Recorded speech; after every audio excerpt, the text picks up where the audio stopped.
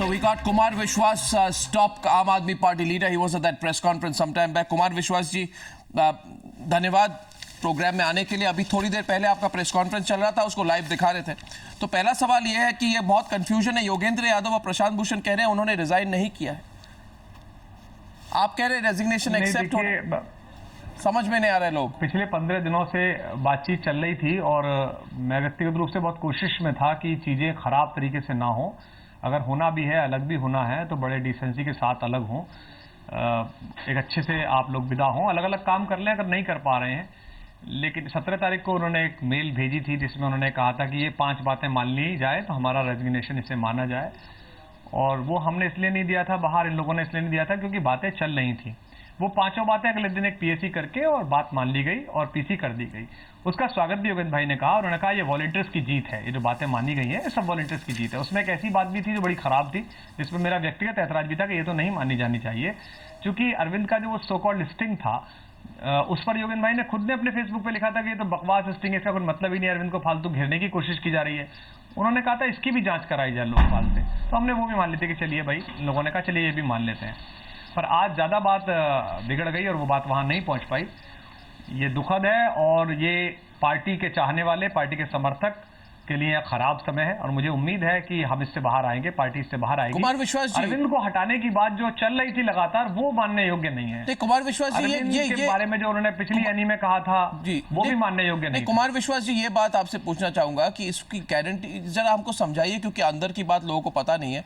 मगर सब लीडर्स आ जाके जो जिस बात को नकार रहे थे ये सारे पिछले कई दिनों से कि ऐसा कोई इंटरनल इशू नहीं है वगैरह, आज तो बाहर आ गया। तो जरा इसके बारे में बताएं कि ये अरविंद केजरीवाल को निकालने की साजिश, ये बहुत डायरेक्टली कह रहे हैं, आप भी कह रहे हैं, आशीष खेतान ने भी कहा, ये क्या साजिश है? ये इसका ये देखिए, आप समझिए जब लोकसभा चुनाव हम लोग लड़ रहे थे तो आपको याद होगा कि हमने 70 लोगों की लिस्ट जारी की थी।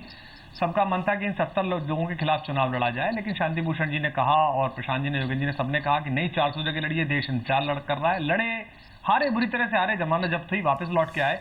तो आपको याद होगा कि जून में एक लेटर उन्होंने लिखा था, मेल लिखा था और वो मेल लीक हो गया था, हिंदू में भी छपा था। उसके बाद शांति भूषण जी ने लिखा था कि इस आदमी को हटा देना चाहिए, इसमें लीडरशिप के गट्स नहीं है और योगेंद्र जी को इसकी रेंज दे देनी चाहिए। वहां से बात शुरू हो गई, जो बाहर निकल गई। अरविंद ने बाहर निकल के कहा कि योगेंद्र जी मेरे बड़े भाई हैं, वो कान पकड़ के मुझे ठीक कर सकते हैं। जब चुनाव प्रारंभ हुआ तो चुनाव से पहले मैं भी अपनी व्यस्तताओं में था, मेरे भी कई सवाल पार्टी से, अरविंद से कई सवाल थे, पर मुझसे आज तक किसी ने बाहर एक शब्द नहीं कहलवा पाया, एक मेल मैंने नहीं की। लेकिन उन्होंने मुझसे भी कहा, प्रशांत जी ने, कि हार जाए तो बेहतर है, 20 लोग आए तो बेहतर है। हार जाए तो एक मिनट, आप कह रहे हैं कि योगेंद्र यादव कह रहे थे कि अगर आम आदमी पार्टी हार जाए तो बेहतर है। That means Yogendra Yadav wanted the party to lose, he was actually wishing the party lost and he was conspiring for that the party should lose. But I thought he put out an exit poll in which he said we will get 55-60 seats.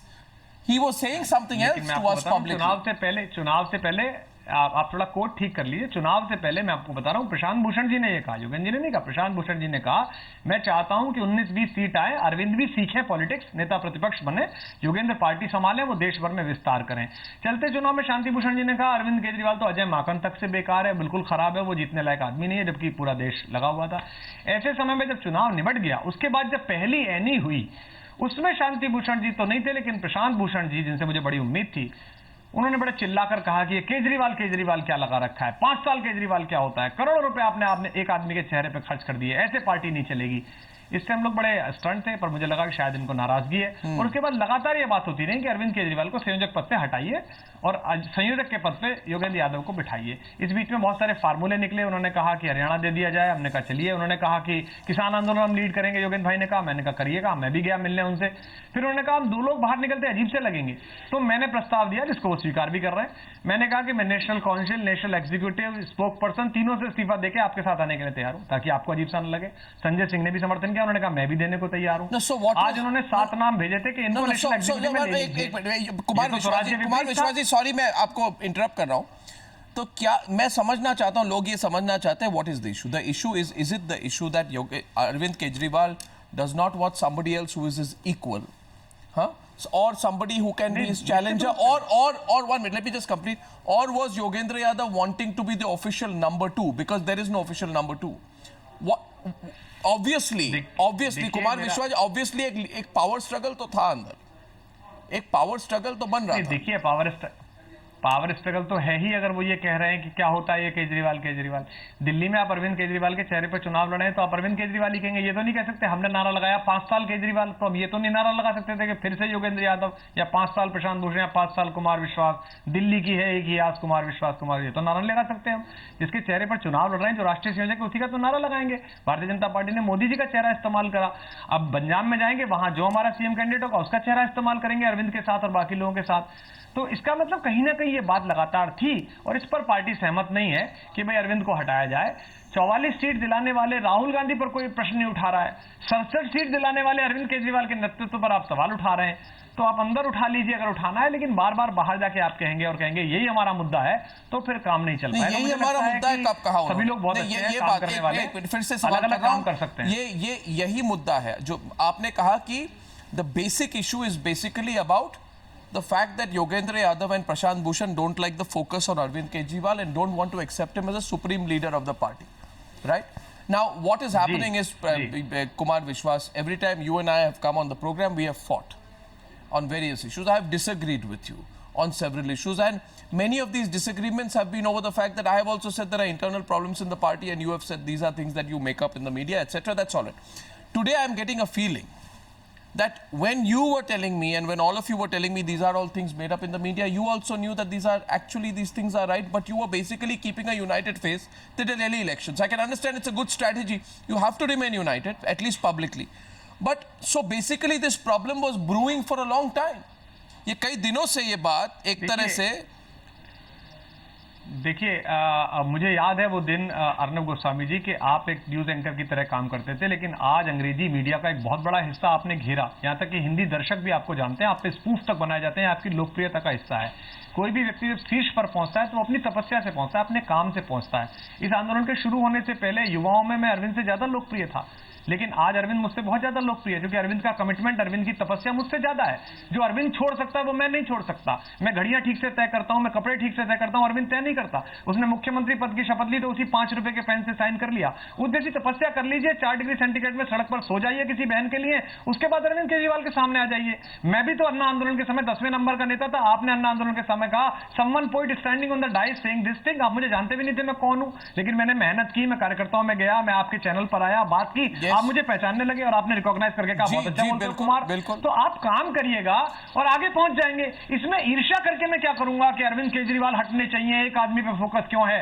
उसने मेहनत की है, ये भाजपा में भी दिक्कत थी। अरविंद उन्होंने मोदी जी ने मेहनत की, मोदी जी की लोकप्रियता हुई, बहुत सारे लोग नाराज रहे इससे, बहुत सारे लोग अलग भी हो गए, बहुत सारे लोगों ने निंदा भी की। तो अरविंद केजरीवाल या दूसरा नंबर तीसरा नंबर पर आपको पहुंचना है तो आप कमिटमेंट ले आइए, वही तपस्या ले आइए, वो आदमी खुद ही कह देगा कि तू आगे बढ़ जा भाई, तू बैठ जा। तो ये सब जो उसके लिए हम षड्यंत्र करेंगे, योजनाएं बनाएंगे, कॉपियां लीक करेंगे, चिट्ठियां लीक करेंगे, ट्वीट करेंगे, ब्लॉग लिखेंगे। जनता बहुत समझदार है, वो जानती है 67 सीट किसे देनी है। और तो ये आप कह रहे हैं वो सेक्शंस ऑफ मीडिया को यूज कर रहे थे, लीक कर रहे थे, स्टोरीज पार्टी के अंदर रहते हुए बाहर पार्टीज कुछ और कह रहे थे, और फिर जब मीटिंग होती थी, अब मुझे ये बताइए, तब तो फिर ऐसा होगा कुमार विश्वास जी, और आप खुल के बोल रहे हैं, मैं चाहता हूं आप खुल के बोले, मैं चाहता हूं आप खुल के बोले, बात सामने आए लोग, क्योंकि आपके पार्टी में कितना तनाव होगा, आपके पार्टी कई तनाव होना और उसको चौराहे पर लाना, ये दोनों अलग बात है। आपकी एडिटोरियल लाइन से आपका रिपोर्टर असहमत हो सकता है, लेकिन यह मतलब नहीं है कि वो विजय चौक पर 4 आदमियों के सामने चलते कैमरे में कहेगा कि ये टाइम्स नाउ की एडिटोरियल लाइन गलत है। मैं असहमत हुआ हूं 50 बार, मैं अरविंद से असहमत हुआ हूं, पार्टी के कई फैसलों से असहमत हुआ हूं। मैं उच्छृंखल आदमी हूं, मेरी जबान पर कभी सम्मेलनीय तेवर चढ़ा रहता है कुछ भी बोलने का, लेकिन मैंने 4 वर्ष में ऐसी कोई बात नहीं की जिससे मेरी पार्टी शर्मसार हो, मेरा आंदोलन शर्मसार हो। अगर मेरे बारे में कोई बात आई तो 2003-2004 की ऑडियो निकाल के लाए कि 4 में कुमार विश्वास ने ये कहा था। तो मुझ जैसा एक छोटा आदमी अगर ये बात कर सकता है तो आप तो बड़े लोग हैं भाई, आप तो बहुत बड़े बड़े विद्वान हैं, आप तो बड़े बड़े सेंटर्स में बैठे हैं। आपको क्या जरूरत थी आपने लीक करें या आप ये बार बार बात कहें ना? आप ये कह रहे हैं लीक वीक ये सब जो हो रहा, तो सबसे बड़ी जो वर्ड है जिसके आपने यूज की वो है ईर्ष्या, जेलसी। आप ईर्ष्या के बारे में क्यों बोल रहे हैं? देखिए, आप जब ये कहते हैं ये क्या है केजरीवाल, ये तो बहुत खराब है। मुझे तो बड़ा प्यार आता था उस पोस्टर को देख के। दिल्ली यूनिवर्सिटी में अरविंद केजरीवाल का फोटो लगा हुआ है, ईमानदार राजनीति शुरुआत, मुझे तो बहुत अच्छा लगता था। मुझे तो ईर्ष्या नहीं हुई कि मैं युवाओं में बहुत लोकप्रिय हूं, कोई दीवाना कहता है गाता हूं, मेरा भी फोटो लगना चाहिए। मैं तो चौराहे पे गया, मैं तो पैदल पैदल गया, मैंने 70 सभाएं करी, मैं लगा रहा, क्योंकि दिल्ली में सपना आप अरविंद के माध्यम से देख रहे हैं। भाई इसमें क्या समस्या है? उत्तर प्रदेश में जाएंगे तो किसी और की आंख से देखेंगे, अरविंद थोड़ी जाएंगे वहां वो होने। अब पंजाब में चुनाव होने वाले, हम पंजाब में लड़ेंगे, वो संभव है हम वहां जाएंगे, चुनौती देंगे, तो वहां के मुख्यमंत्री अरविंद थोड़ी होंगे, वहां का दूसरा व्यक्ति होगा, और अरविंद भी कहेंगे ये हमारे नेता, इनके नेतृत्व में लड़िए। अमेठी में प्रचार करने आए थे, उन्होंने कहा कि कुमार विश्वास मुझसे बड़ा नेता है, सबके सामने का आपके चैनल्स थे। मेरी सभा में कहा मेरी पार्टी में कुमार मुझसे बड़ा नेता है, मैं उसके बोलने की क्षमता का कायल हूं, मेरा साथी है, तपस्वी है, इसका मतलब मैं हो गया बड़ा नेता। अरे आपको उसके लिए लड़ना पड़ेगा।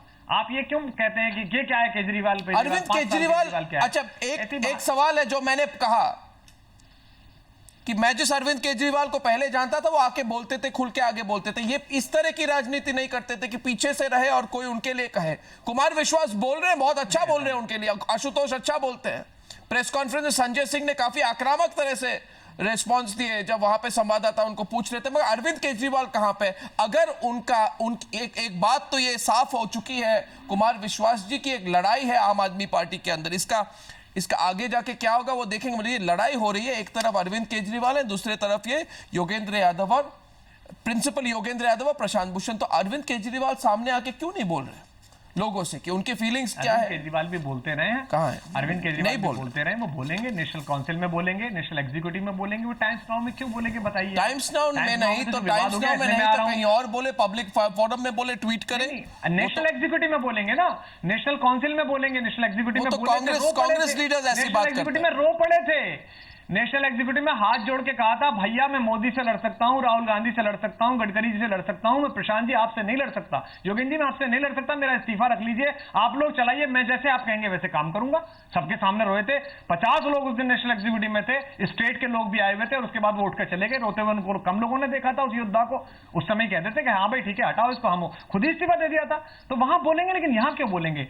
मेरा कहना है अर्नब जी, आप ये देखिएगा कि जुलाई में एक ऐसी मीटिंग हुई थी अरविंद के घर पर, जिसमें मैं गया था अमेठी से हारने के बाद। वहां शांति भूषण जी थे, प्रशांत भूषण जी थे और शालिनी भूषण जी थी। शालिनी भूषण जी का प्रस्ताव था और वो नेशनल एग्जीक्यूटिव की मीटिंग थी। तो मैंने ये कहा था मैं डायनेस्टी रूल से लड़के आया हूं, ये मैं क्या देख रहा हूं कि एक परिवार के 3 लोग यहां तय कर रहे हैं। उस दिन मेरे ऊपर बहुत जोर से चिल्लाए थे शांति भूषण जी। मैंने कहा साहब आप मेरे दादा की उम्र के, मैं आपका आदर करता हूं। अगर उस दिन प्रशांत जी ने कहा होता कि ये सही कह रहा है लड़का, हम लोग गलत बैठे हुए, एक बैठेगा, तो मैं मानता कि बात स्वराज की हो रही है। जिस समय यह हुआ था पार्टी के बड़े नेता बड़े नेताओं के खिलाफ लड़ेंगे। अरविंद गए बनारस में अंडे खाने के लिए, डंडे खाने के लिए, मैं अमेठी में गया फरसा खाने के लिए।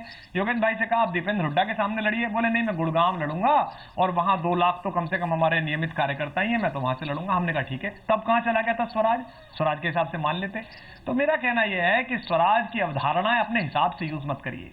लोग आपकी तरफ देख रहे हैं, लोगों ने बड़े बड़े संगठनों को इतिहास के कूड़ेदान में डाला है, आप और हम तो हैं क्या? असम गण परिषद लोगों ने देखा है, जनता पार्टी लोगों ने देखी है, जनता दल लोगों ने देखा है। आप फिर एक बड़े सपने को चोट पहुंचा दें। एक बात बताइए, आखिरी सवाल ये है, कोई भी पॉलिटिकल पार्टी में जब ये सब बातें आ जाती है ना, जो आपने कहा ईर्ष्या, उसके साथ एम्बिशन और जो लोग कह रहे हैं पावर स्ट्रगल, तब वो पार्टी बिखर जाती है, उस पे पार्टी पे बहुत बुरा प्रभाव होता है। आपको भी तो कोई चिंता होगी कौन सही है कौन गलत है। दूसरी बात है, आपको चिंता नहीं होती है कुमार विश्वास जी कि ये जो हो रहा है शायद आज इस पर सीमित ना रहे? आज एक तरफ कुमार विश्वास हो, कोई योगेंद्र यादव, कल कोई और हो जाए, कल 2nd level 3rd level 4th level में अगर ये होना शुरू करें तो फिर क्या इसका तो खत्म हो जाएगा ना जी। अगर ये गलत हो रहा होगा, अगर ये गलत होगा, ये सवाल गलत होंगे, तो मैंने अभी आपको कहा कि इतिहास के कूड़ेदान में बड़े बड़े संगठनों को डाला है, तो बहुत छोटा संगठन है, हम भी खत्म हो जाएंगे अगर ऐसा होगा। लेकिन अगर इस सच की राह में इस तरह के रोड़े आएंगे कि जब वो जेल में हो तब शाजिया इल्मी कहें कि वो अलोकतांत्रिक है अरविंद केजरीवाल, और लोकतांत्रिक कौन है? आदरणीय श्री अमित शाह जी। लोकतांत्रिक कौन है? श्री नरेंद्र मोदी जी, देश के सबसे बड़े डेमोक्रेटिक लीडर। और वो क्या अरविंद केजरीवाल बहुत अलोकतांत्रिक है, तो कैसे काम चलेगा बताइए? कितने साल काम किया शाजिया ने, और जब जेल में पड़े थे अरविंद तब उसने कहा कि उन्होंने आके कहा कि अलोकतांत्रिक है।